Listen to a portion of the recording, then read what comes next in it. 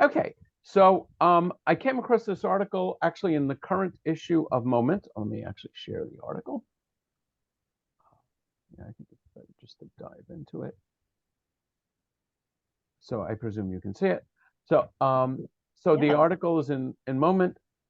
It's Moment has a series. Moment, by the way, is a Jewish magazine. Um, it's called Moment Leading the Jewish Conversation. This is a double summer issue. I don't know. Actually, I don't even remember how often the issues come out. I think it's quarterly. Yes, it Um, is. I'm not sure. And what I just realized as I started glancing at it is it says as civil discourse in politics continues to deteriorate. We thought it would be interesting to revisit this Ask the Rabbis edition from 2017, and some names and affiliations have been updated. I understand why affiliate. I guess people could change their name. Okay, so again, what we have here are rabbis responding to the question, how do we balance civility with disapproval for others' politics? And, it's not a new question. It was, sufficiently interesting to even raise it in 2017. And of course, as we'll see, it's raised even in biblical and Talmudic times. Um, so, anyway, would someone like to begin reading The Independent, my I friend will. Gershon Winkler? I will. Go ahead, Jerry. Okay. We should learn from our sages, even though they disagreed vehemently on issues of law and politics more than 2,000 years ago. They would leave the house of study following each debate, holding each other's hands. And even though some of their disagreements involved the laws around marriage and divorce, they gladly allowed their sons and daughters to marry one another anyway. This is Talmud Bavli. Yeah, so Talmud Bavli is the Babylonian Talmud, uh, and then the tractate is Yevamot, page 13b. when a scholar issues an unacceptable opinion, we do not compel him to retract, nor do we reject him, nor do we accuse him of being prideful. Okay, another Talmudic citation. We can also learn from God, with whom we have been in disagreement on and off ever since the first in is Circumcision. Yeah, I apologize. I'm not sure. Oh, okay, circumcision. In the words of God as filtered through the Talmud, even if Israelites worship idols, but There is peace. thank you, there is peace between them, I won't judge them. In the Tanakh, we read how the tribe of Joseph went up to Bethel and God was with them, said the 3rd century Rabbi Yudan. Even though they went up to Bethel for the purpose of worshiping idols, God was still with them. Okay, and that's another midrash. Rabbi Gershon. Yeah. Okay. So, and we're going to see this over and over again, and there. Well, I think we'll see this mentioned. Actually, it's been a week or so since I read the article. One of the things that we'll see in Jewish tradition is clearly an emphasis on respect of colleagues, and respect for positions that they take, and also even a requirement that you're able to argue the other person's point of view. One of the things in various arguments and discussions I've had with many people, I sometimes find it interesting to challenge them when they have a particularly strong opinion, let's Yes. say on capital punishment or on abortion or something. I would challenge them to say, if you were to argue the opposite side of the question, how would you do that? My students had to do that. Yeah, I mean that is a technical issue in debate, but Yes. it certainly. But what I would say is, what it does is it forces you to think through the logic of the other person from the other person's point of view, Exactly. even though you may violently disagree with it. You would you should and could and would recognize that there is logic and it leads to better understanding. Erwin.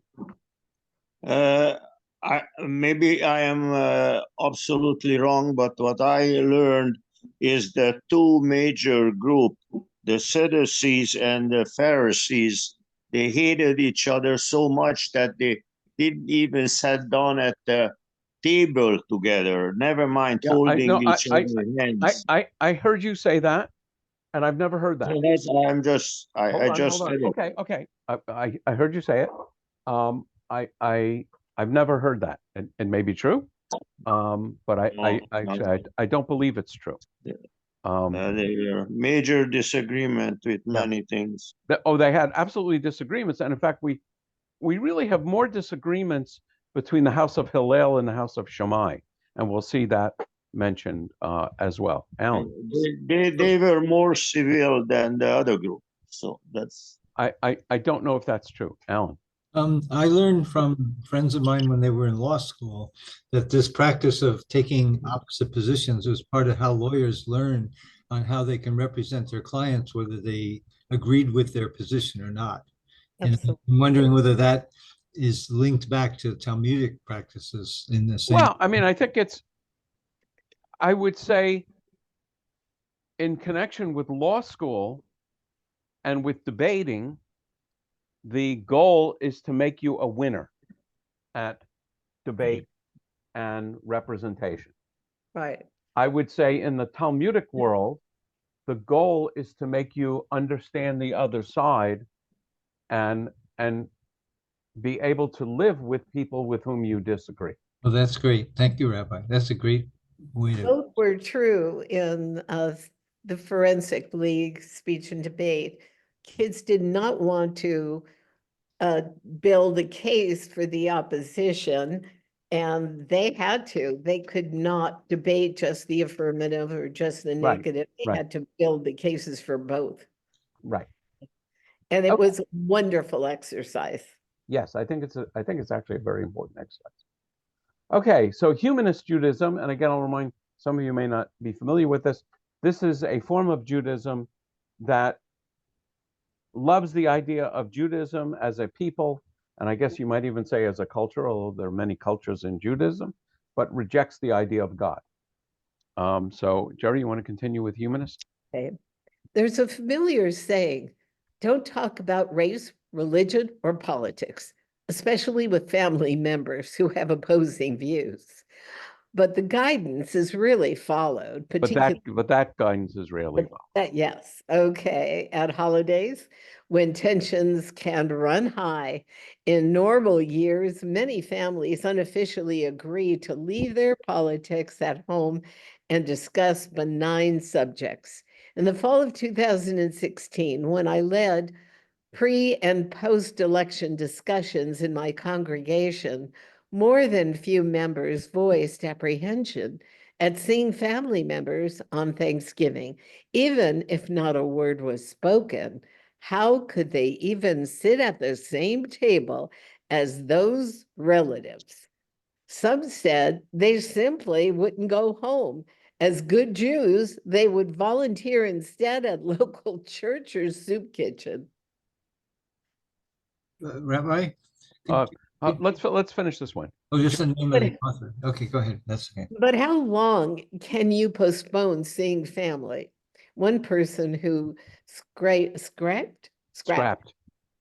Thanksgiving just couldn't put off an annual trip to Florida in December to see her aging grandmother, who horrors had voted for the other candidate.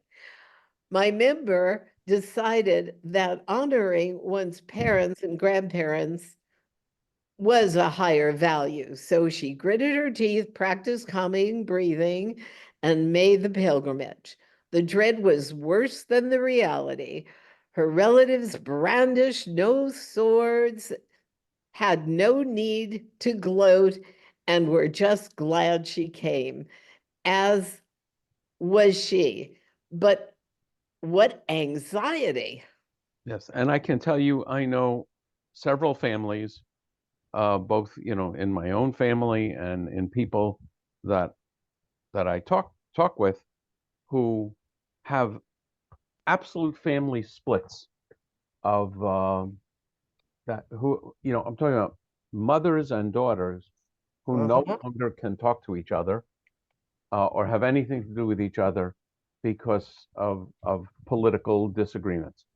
And I guess in my own world, I'm sort of the having high anxiety, but just saying at the beginning, look, I know we disagree on this.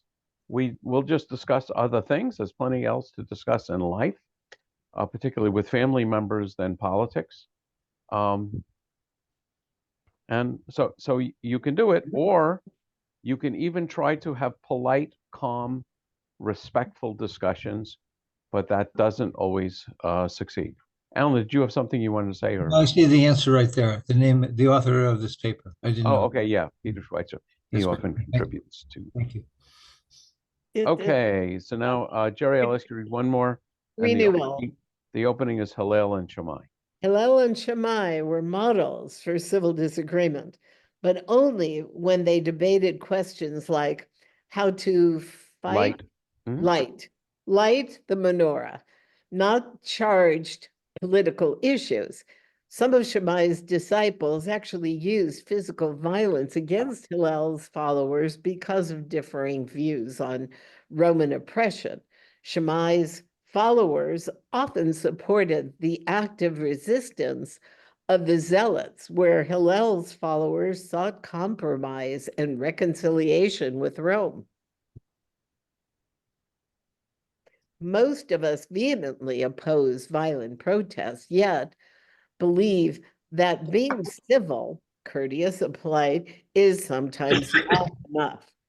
In Manhattan, 19 rabbis were arrested for civil disobedience while protesting President Trump's travel ban. Were they civil? Actually, yes. Civil to police, but disobedient while struggling for a just cause. Within our synagogues, we expect civil discourse between members whose political positions differ. We teach the mitzvot of not harboring hate in our hearts, avoiding gossip, and finding respectful ways to criticize. Yet, political passions can be strong, and mitzvot are sometimes ignored. We learn civility from Hillel and Shammai, but we also acknowledge that in situations when life is at stake, the mitzvah Of pursuing of justice. pursuing justice takes precedence over polite and courteous discussions. Yeah, so that last line is an important one, where the mitzvah of pursuing justice or protecting life has a very powerful impetus behind it, and sometimes you can't be both courteous and respectful while protecting life and pursuing justice. So there's clearly a trade-off, and I think we saw this clearly in the protests on college campuses, which were all over the map, from people just holding signs and sitting in, to people attacking people holding signs and sitting in, to people who are protesting breaking into buildings and defacing buildings. And there is an issue when you could argue that Jewish law clashes with the law of the land, and you probably have heard me say that there is a tradition that says Dina Malchuta Dina, the law of the land is the law, unless it. So we Jews are obligated to obey civil law, stop at stop signs and so on, so long as it doesn't conflict with Jewish law. And I would say, Jim is our Catholic representative here, and a similar thing happens, in very many Christian worlds and Catholic worlds, where, and this is now you know, this is actually an example of what I try to point out with arguing for a side that you don't necessarily agree with. So I am absolutely pro-choice. But if it was my religious position and teaching that a fertilized egg, a zygote, and an embryo was a fully human life, and that's a religious question, then abortion becomes murder. And murder is not something you simply hold up a sign to prevent. Murder, you know, requires more active intervention. So I understand the conflict, and yeah, Jim, I'll let you chime in. I understand that conflict, and I understand why it is deeply held.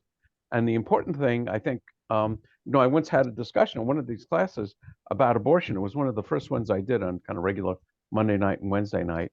And I was a little concerned that people would get very upset and start screaming and yelling. And we did not have that problem. Jim.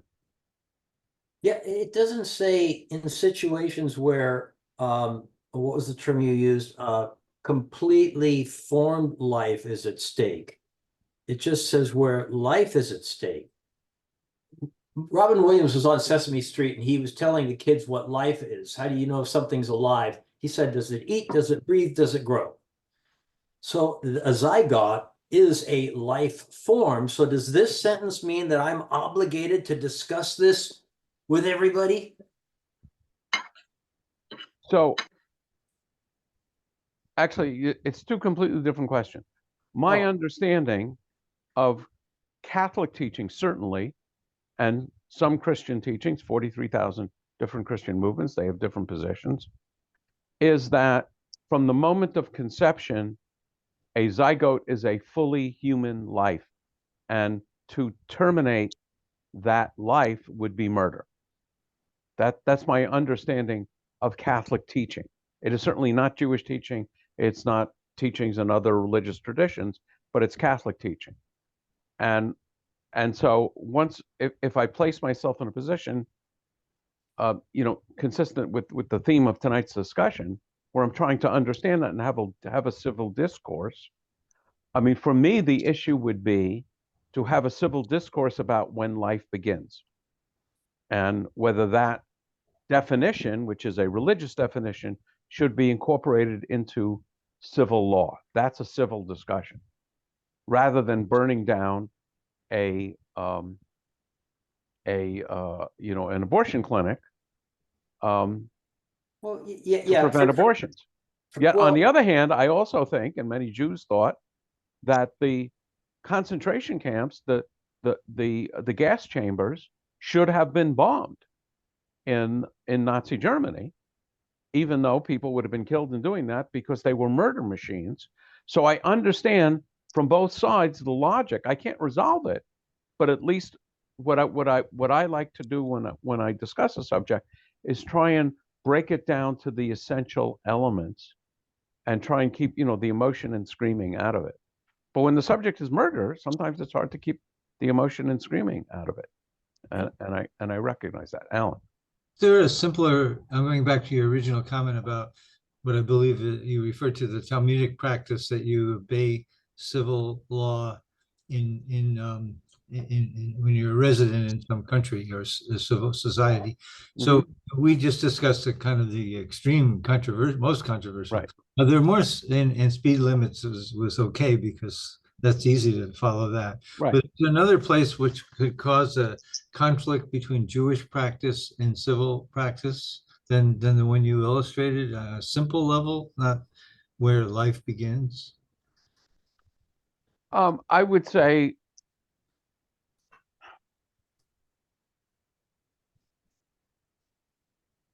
let me see if I can think of one. None is coming.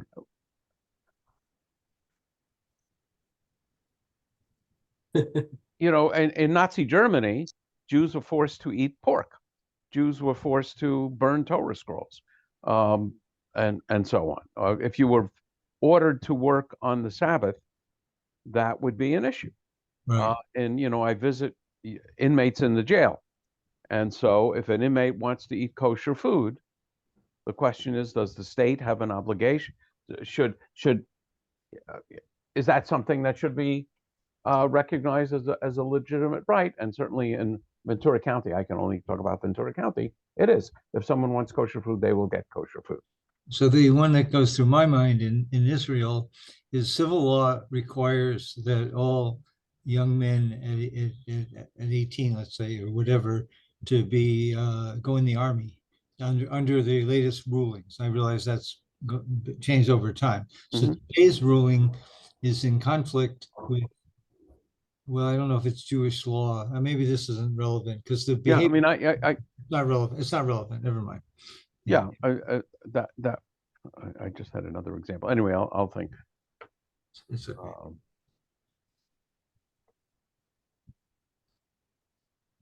Yeah. Okay. Sorry, I can't come up with a clearer example. It's And okay. I can't think. Oh, I know the example that comes up, and I have to tell you, I don't know how it's resolved. Under civil law, you can't bury someone until you have a death certificate and some other paperwork. I mean, I see this all the time. I don't typically get involved with it. Under Jewish law, someone should be buried within 24 hours. Under civil law, there is a requirement in certain cases that an autopsy needs to be done. Under Jewish law, you cannot do an autopsy. And I actually don't know how it's resolved because, I don't represent people who feel themselves bound by those rules. I believe but I'm sure Chabad rabbis and Orthodox rabbis run into this all the time. I only know this in New York State when my father died, and so there were rules by the state of New York about autopsy, and the Orthodox Chazan, who was part of this community, basically because there wasn't a legal, there were different grounds, and in this case, the internist who was a resident who came to the bed when my father died and wanted to do an autopsy for research purposes, he basically was told to get lost. But I believe the Orthodoxy at the time, many years ago, would honor civil law. My guess is they do honor civil law. So if you need an autopsy to determine whether someone's death it was a murder, or a normal death, my guess is that Jewish law is going to bow to civil law there. If it's simply for research purposes, there I would think that Jewish law would recognize that research can save lives and possibly permit an autopsy, but different Jewish movements would rule differently. Yeah, that's a discredit. I like your example. In this example, I mean, that's actually the issue with organ donation. According to Jewish law, someone should be buried with all their organs, but certainly all of conservative Judaism, Reform Judaism, and much of Orthodox Judaism allows organ donation if it's to save the life of the recipient. So you have interesting things like corneal transplants are not permitted because they don't save the life of the person getting the corneal transplant. So anyway, I mean, so different movements. You have rabbinic legal decision makers, and they will come up with different kinds of logic. Okay, Jerry, you want to read one more, and then we'll get. Yeah, I just want to mention that sometimes, especially our movement allows for families to make that choice. Today, a very dear friend of mine and the temple, Stanley Block, passed away. His funeral is tomorrow.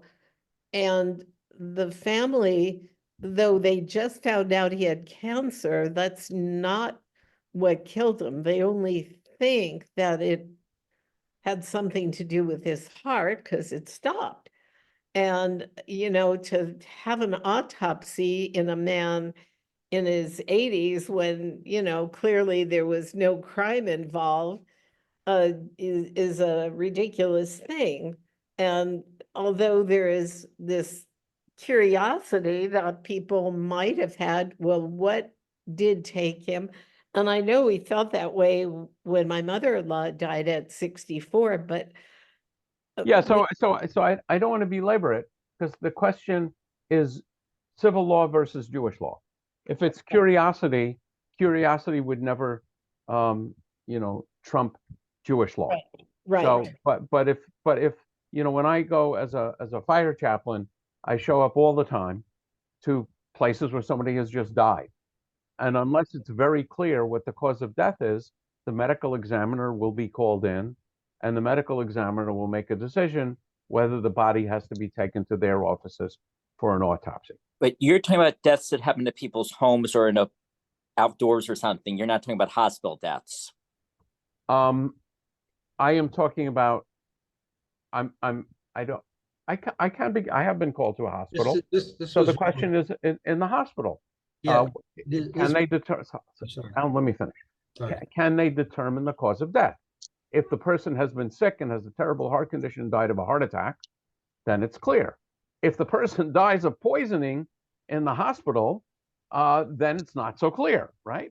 So it just because they're in the hospital, it doesn't necessarily make a difference. One thing that does make a difference is if someone has been on hospice, that makes a difference in the amount of paperwork that's needed. I don't necessarily want to get into a long discussion of that particular issue.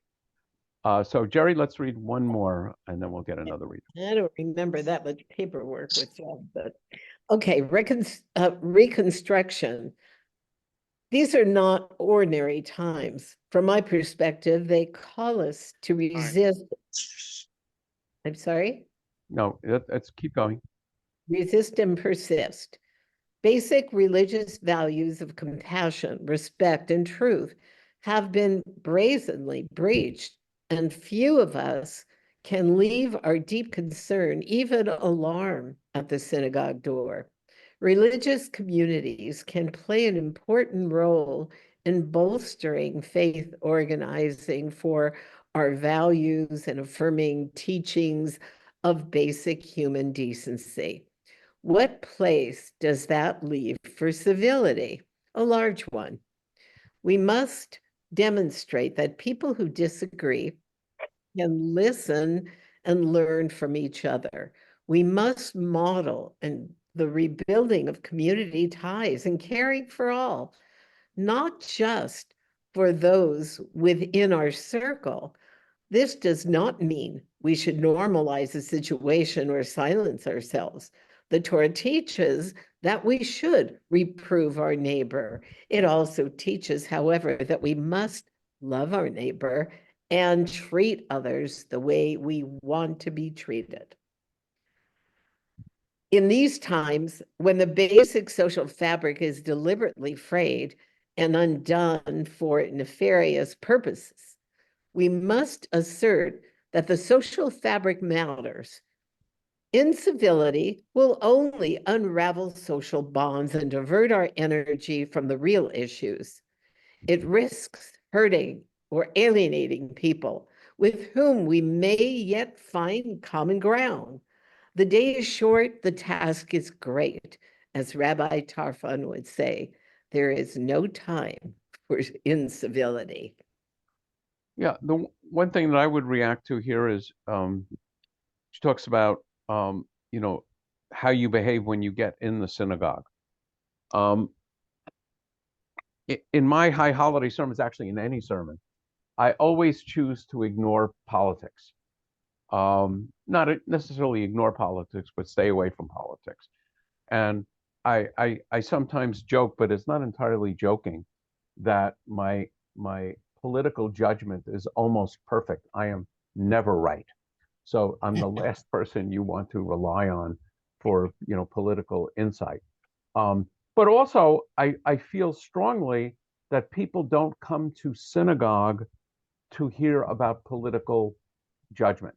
Now, this is this becomes an issue when the political issue in question is very much a value of Judaism and Jewish values. So, an example clearly is Israel and Zionism. And I'm going to be in Merced, California this year for High Holidays, and I will be speaking, I'm pretty sure, Ethan, on the subject on Rosh Hashanah afternoon. So that's going to be a week from tomorrow. I'll be speaking about the situation in Israel and Zionism, and even touching on Israeli politics. And as I was putting together my thoughts on this, it's sort of ironic that a rabbi is actually prohibited from endorsing candidates. I should say, if your organization is a 501c3 organization, which means that contributions to it are tax deductible, there are restrictions on what you can do politically. And my understanding, as it affects rabbis, is you absolutely cannot endorse particular candidates, but you certainly can speak about Jewish values. And I think from time to time during elections, I will speak about Jewish values and the election. But I have to be really careful when I do so, because it's very easy to upset people. And also, I figure people come to hear me teach about Judaism, not so much about politics. But it is a real issue, and it's a huge issue for rabbis that are sort of in I'll just say purple congregations, or even mostly red congregations. I mean, as we know, Jews tend to be typically liberal and democratic, certainly not exclusively. But our congregations aren't always that way, depending on where you are, and even you have a wide variety of political leanings, and rabbis can get into a lot of difficulty by upsetting the political sensitivities of congregants, and that is a huge factor, one that causes me to stay away from it. I'm pretty sure I mentioned here that years ago, actually, after Obama was elected, so that would have been like, I think in 2008, if I have it right. Yes, 2008. I spoke simply about how amazing it is that there's a black man in the White House, and when he was born, his marriage would have been illegal in 19 states. So I found that as a hopeful sign of progress. And I think generally it was well received, except for the 4 or 5 families that left the congregation. And these were some of what I thought was some of my biggest admirers. And one who accused me of violating church-state separation, which I thought was even funnier. But it's a real issue for your rabbis. Yeah, Alan.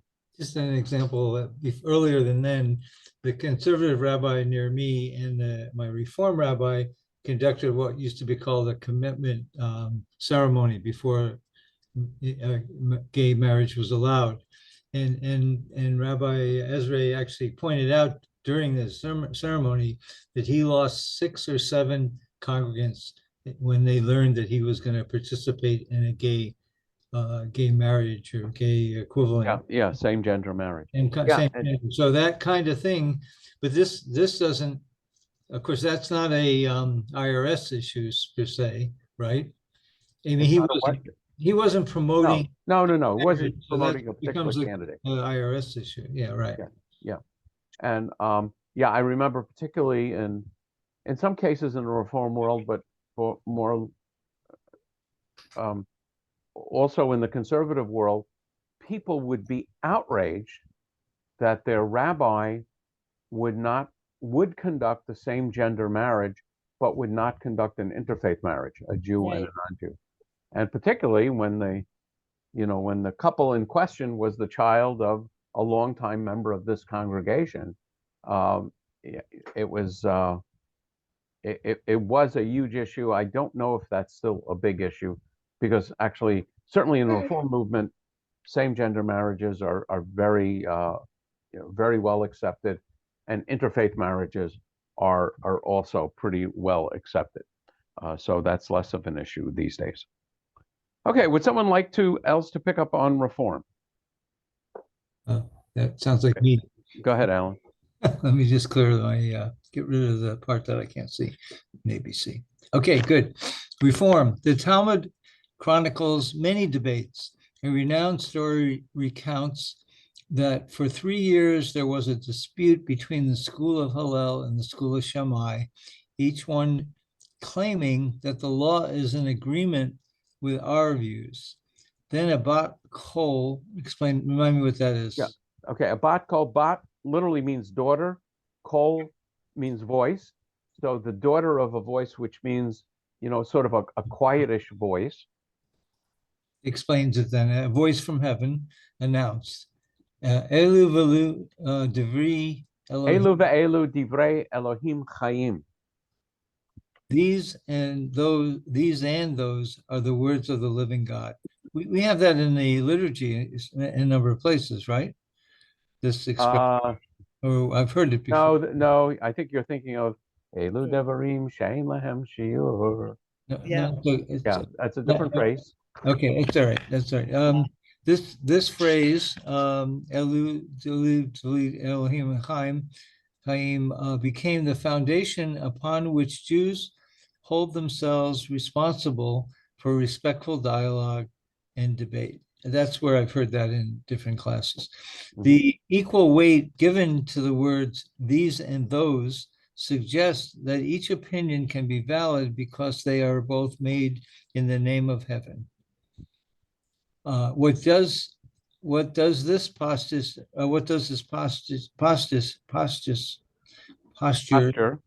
require of us? It demands respectful listening. We have to acknowledge the sincerity of each person's opinions, the intelligence by which each comes to those opinions. We may not agree, we may never agree. Regardless, we must recognize and revere the humanity of those with whom we engage in dialogue. Okay, and that's Laura. by Laura Novak-Weiner from Fresno. Yeah. Okay, conservative. Continue or somebody else? Me? Okay, sure. Sure. Okay, conservative. There is no tension between being civil and expressing disapproval, especially when we disagree with someone or disapprove of their politics. We need to be polite, respectful, and attentive. We can follow rule 5 of Stephen Covey's The 7 Habits of Highly Effective People. Seek first to understand, then be understand. Covey suggests hold on a second. Seek first to understand, then to be understood. Then to be understand. Sorry. Covey suggests we practice emphatic listening. Empathetic listening to genuinely understand the other person. In so doing, we encourage the other person to reciprocate and bring an open mind to the conversation. Sadly, at present, civil and balanced political debate does not exist. Instead, both sides of the political spectrum seem to have their own media outlets where they vent their incredibly polarized and uncontested that's political views, yeah, often with the aim of discrediting the opinions of their ideological opponents. The two sides talk at each other rather than to each other, and suspicion and hate festers. It is good to be passionate about our politics. However, if we converse only with like-minded people, we will never be challenged to re-examine our ideas. For truth to be upheld, it is fundamental that human beings not live in intellectual isolation. Okay, thank you. That is was conservative, right? Okay. I think that was conservative. Yeah, I don't know. Okay. Joanne, you want to read Modern Orthodox? Sure. Modern Orthodox. The essence of covenantal behavior is that we treat others, even opponents, respectfully. Even if we are convinced that they are totally wrong, we treat them as partners in building a better world in covenant or a better society in democracy. From give and take, even between sharply conflicting political approaches, the best possible result should emerge. Rumor has it that this question originally reflected chatter in Washington, D.C. synagogues over whether to confront Jared Kushner and Ivanka Trump, who attended synagogue regularly, out of outrage at the policy of Ivanka's father, President Donald Trump. Such behavior would violate the Torah's instruction that parents should not be punished for the sin of children, nor shall children be executed for the sin of parents. If anything, this particular couple should have been treated extra respectfully because they were playing a moderating role in the administration. History makes the idea of retaliation against families even more obnoxious. Totalitarian systems often demand that people prove loyalty to the higher cause by turning on their families. Under Stalin, a child named Pavel Alexandrovich reported to the KGB that his father had mocked the great leader. The father was sent to Siberia. He never returned, and the child was declared a hero of the Soviet Union and celebrated in textbooks. Thus, saving the world was turned into justification for cruelty and inhumanity. The method of tikkun olam must uphold human relationships. Judaism teaches that it is legitimate to show special concern for one's family because that is the humane start to improving the whole world. Okay, and that's it, Greenberg.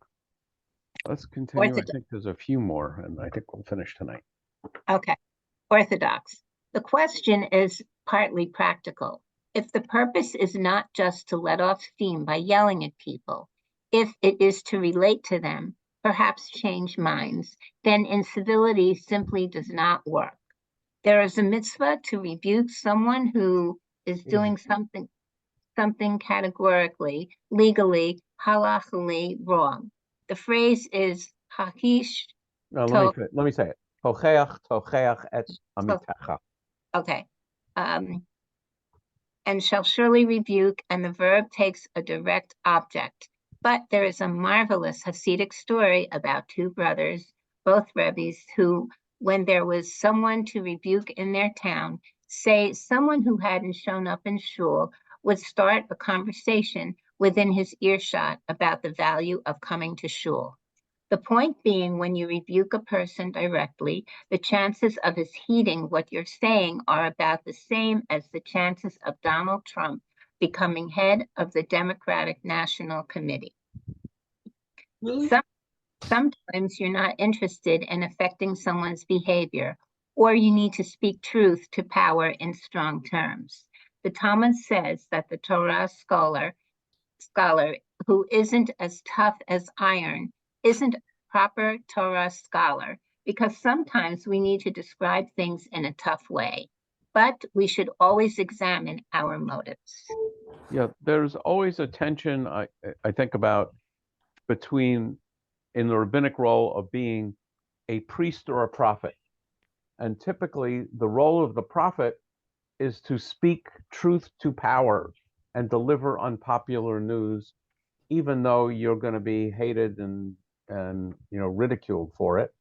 Whereas the role of the priest is to make peace between people. And that's a lot of stories about Aaron was in that way. And you need some of each. Okay, I think we're coming close. Go ahead. Chabad. I believe that we should avoid labeling people because of their political affiliation, and therefore welcome everyone into our communal space. That being said, an individual has the right not to attend services if he or she feels offended by the opinions of another congregant. Special care has to be taken that those who represent the community, particularly the cantor, will be respected and accepted by all.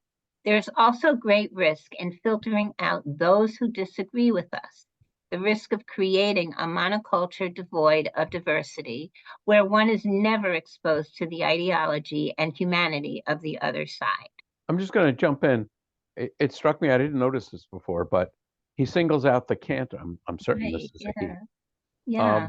And you might wonder why, because in Judaism, a rabbi, in traditional Judaism, the rabbi is not typically the one leading services. The one leading services technically is called the Shaliach Tzibur, and in our world it's typically a cantor. So the one leading services should not be at the heart of of disputes. But I didn't notice that before, and it's interesting. Yeah.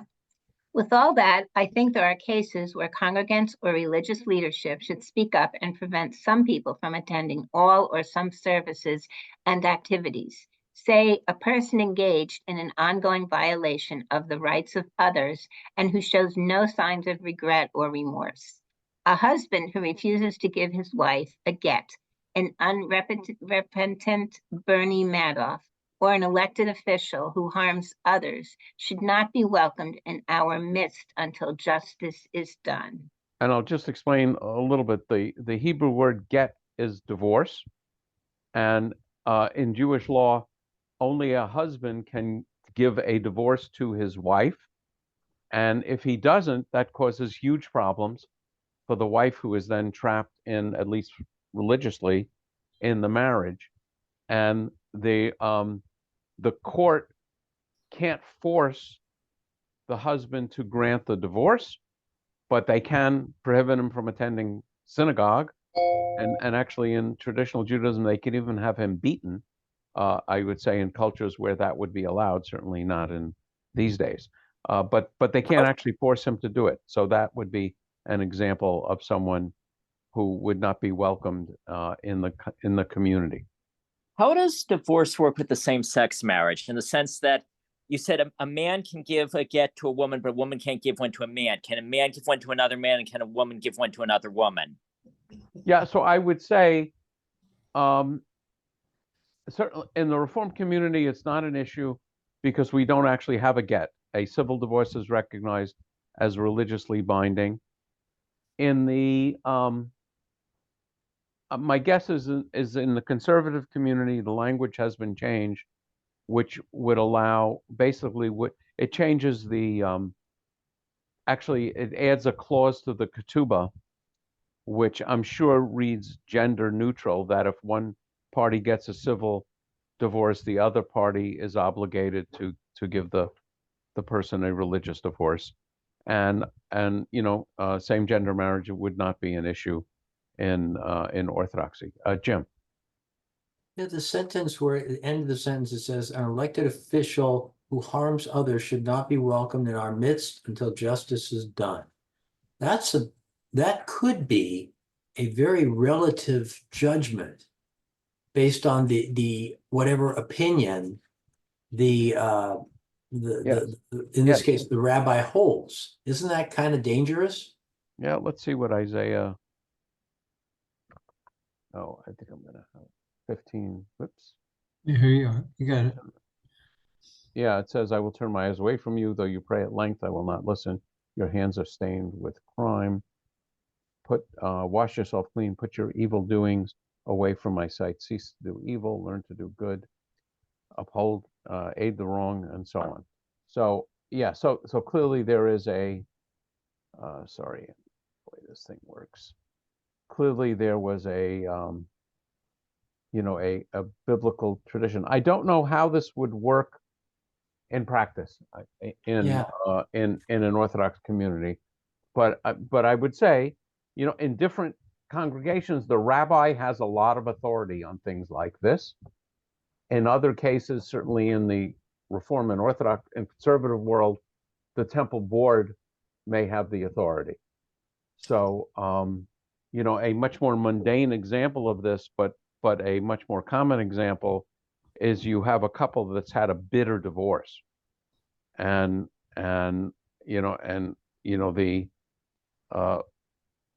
let's say now the child of divorce is having a bar or a bat mitzvah, and the one of the parties wants to come with their remarried spouse, and everybody is going berserk.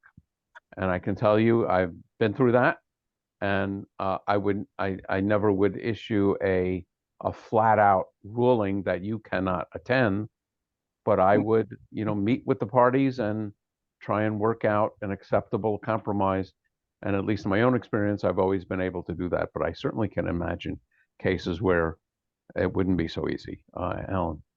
I don't see how either the Bernie Madoff or the elected official is relevant at all. I mean, I think there's a point in the sentence about the person is unrepentant, and may harm other people, which would which would disqualify them being welcome. But why does this author make those 2 points? Can you see what? Well, he says there are cases where congregants or religious leadership should speak up and prevent some people from attending all or some services and activities. And he's just giving examples, in his opinion, of that.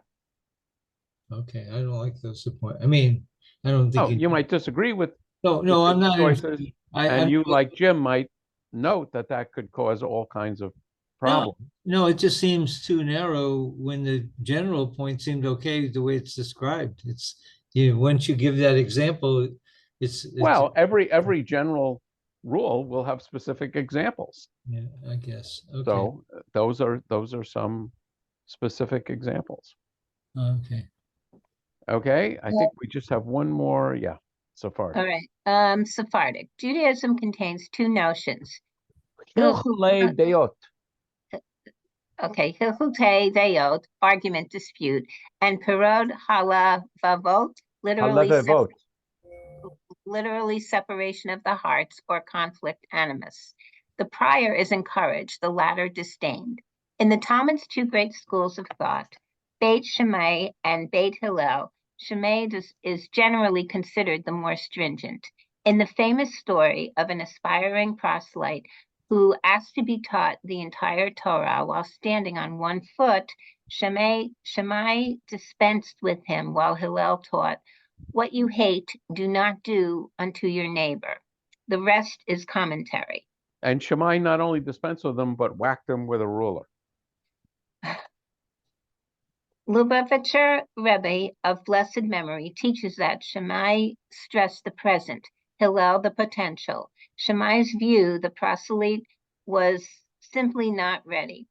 Hillel may have figured that if the proselyte would embrace this core principle, he could learn more about what being a Jew really is. Unlike Shammai, Hillel also mentioned his opponent's view, clearly saying that though he was right, he recognized the opposing opinion. He thus avoided the easy descent into conflict animus. We are a society of many ideas. We sometimes differ strongly, and lately that has become painful to watch nationally. But even when we do not see eye to eye, we must strive to see heart to heart. We have the right to disagree with others, including the public officials whose views differ from our own. But it comes with a responsibility to keep the discourse civil and respectful, even if passionate. Otherwise, we lessen all of us. Okay. Thank you. I'm going to stop sharing. And So, Alan, you have your hand up. Go ahead. About this is like another example of several speakers representing different movements, and I think I observed other times there isn't really identified boundaries between these movements, right? I mean, Sephardic is an Orthodox orientation normally, and in his position, it's not that he's Orthodox. His viewpoint seems consistent with, I guess, a common denominator would be any Jewish values, right? These don't jump out at me at any one of the. Yeah, so I would say in this case, there wasn't a big difference between the Sephar, really any of the traditions. Any of them, yeah, that was. Yes, okay. On this question. And other questions, we do see differences. Yeah, okay, thanks. Yeah. Joanne. So, Rabbi, I must say, with your fund of knowledge and all the subject matters that you bring up, I can't imagine, politics should be so far removed. There are so many other subjects and issues to focus on, right? And address. Yeah. And that's my approach. The one thing, and I discussed this with the president of the congregation in Merced, and I said, I just cannot ignore October 7th. Right. Since October 7th literally comes in between Rosh Hashanah and Yom Kippur. And she agreed. And so I'm absolutely preparing something. And I haven't finalized it because every day the situation changes dramatically. I mean, when I first drafted this thing a week or two ago, I had almost nothing in it about Lebanon. And now Lebanon has become a huge issue. So Yeah. it's yeah, I mean, there's certain things you just can't ignore. I remember actually in September 11th. September 11th, I can't remember. Well, actually, Stephen, you were saying it's the yurt site is like today of Tomorrow. September. Well, tonight, tomorrow. Yeah, so it was just before Rosh Hashanah. So now we're like a week before. So September 11th was a less than a week before Rosh Hashanah. So now you have all these rabbis who have worked during the summer to put together great sermons, and all of a sudden September 11th hits. And the question is, do you scrap one of those sermons and speak about September 11th? For me, it was a no-brainer. I don't know how you could ignore September 11th. Rosh Hashanah Right. was September 18th. I'm sorry?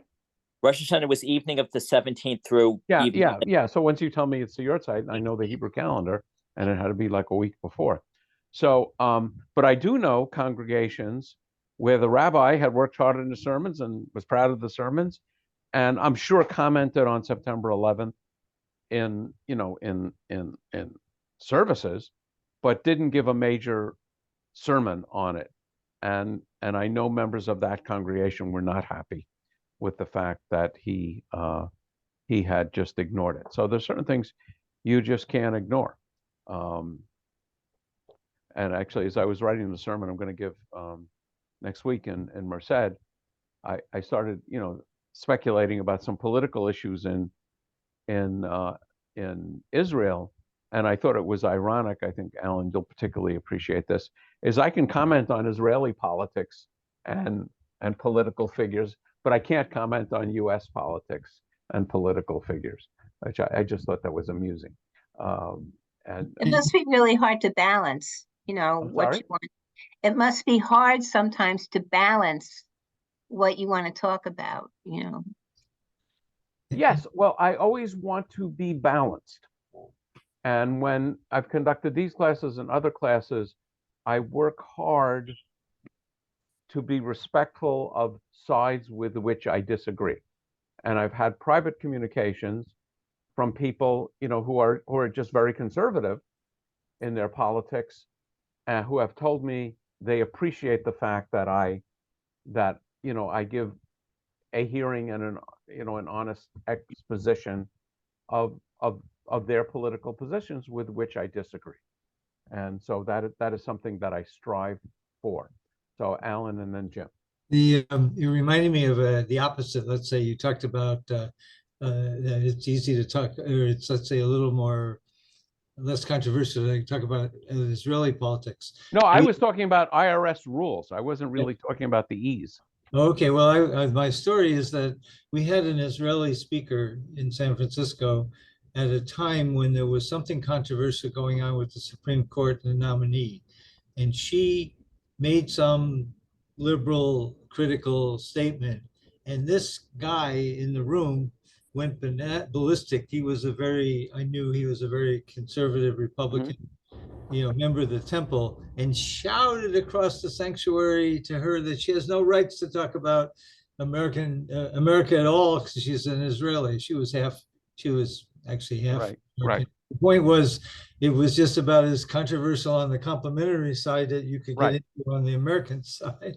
And what I would say is, when you're a professional clergy person, you should be taught or be sensitive to things like that. If you're just a guest speaker, particularly from another country, you may have no sensitivity at all to things like that. She was a passionate liberal social activist, this person who was not a clergy person, but probably maybe knew to be a little softer, but didn't, anyway, it all worked out. Yeah, no, I get it. Jim. Yeah, the classic Thanksgiving dinner where talking about politics and things, I have found that you can talk about politics, but if you want to, you take one person aside and you do it one-on-one, because if a third person gets involved, it's going to blow up. Yeah. But one-on-one, you can sometimes do it.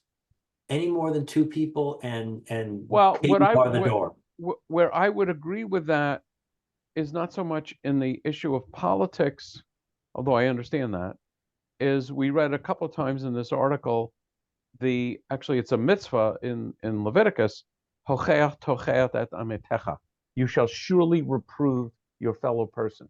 So if you see your fellow person, clearly the Torah is talking about violating commandments in the Torah, you are obligated to reprove them.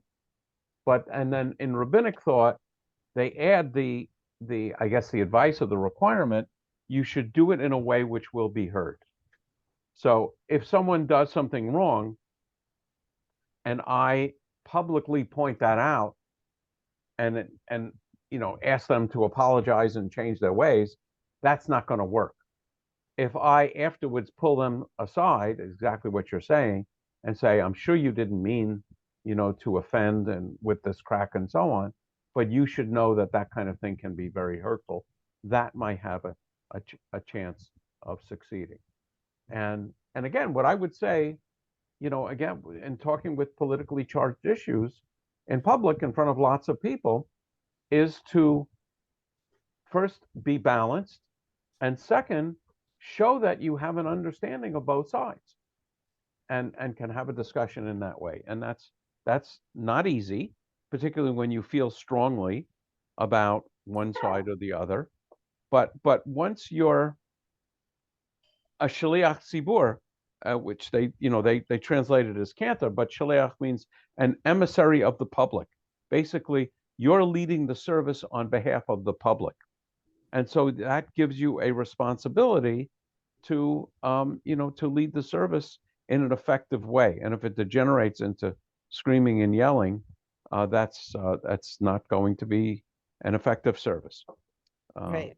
But it's not easy. I mean, you really have to be thinking about, is what I am going to say going to be offensive to people in the congregation or people in the community. This was created a long time ago. This goes way back, right? It's not 21st century thinking about how you I don't should. know what you're talking about now. Yeah, well, they were talking from the Talmud, so sure. Okay, You're talking about hocheach tilcheach? I guess I No, that's Leviticus 19. It's Torah. okay. These points that were made in these different articles. Yeah, well, they pointed out that the article is a reprint from 2017. So chances are this was it clearly was in the aftermath of the election that made Donald Trump president. So our founder of the reform movement, Isaac Meyer Wise, was obviously not in good connection with the president of the synagogue the day that he got punched in the nose on Yom Kippur then, right? I would say that's a fair assumption. Yeah, Isaac Meyer Wise actually got into a fist fight with the president of the congregation. And in my temple, it was not my the building, but and it's not so rare.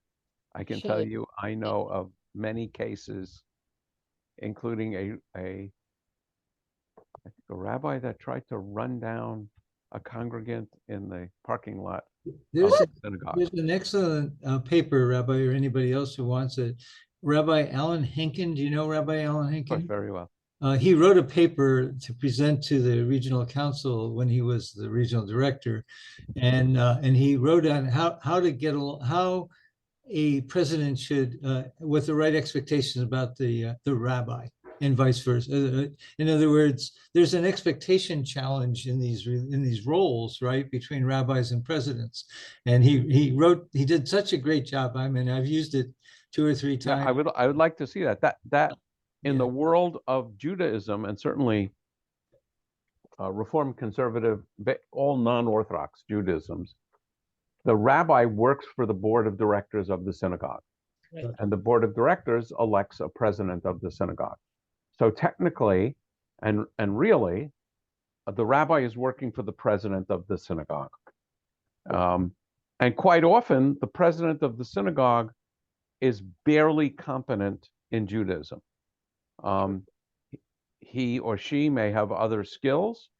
And again, I've worked with presidents who are more just bean counters and very important for the fiscal health of the synagogue, and that's an important thing, but maybe less open and receptive to people who can't pay and can't afford, high holiday tickets and membership. And I've worked for presidents who were very knowledgeable about Judaism, and a delight to work for me. But it's a huge issue for rabbis, particularly in smaller congregations, where it's actually difficult to get people to serve on a board, and quite often the people that are on the board have very little expertise in Judaism. I reflect, I'm sure it's true of other professions, but it's one of the few professions that I've ever worked at, maybe the only profession I've ever worked at, where the person I was working for had almost no competence in my field. So, their reaction is, as far as we can tell, you work a couple hours on Friday and maybe Saturday, and why are we paying you all this money? And now you want to go to conferences, and you want to, so that is a huge problem.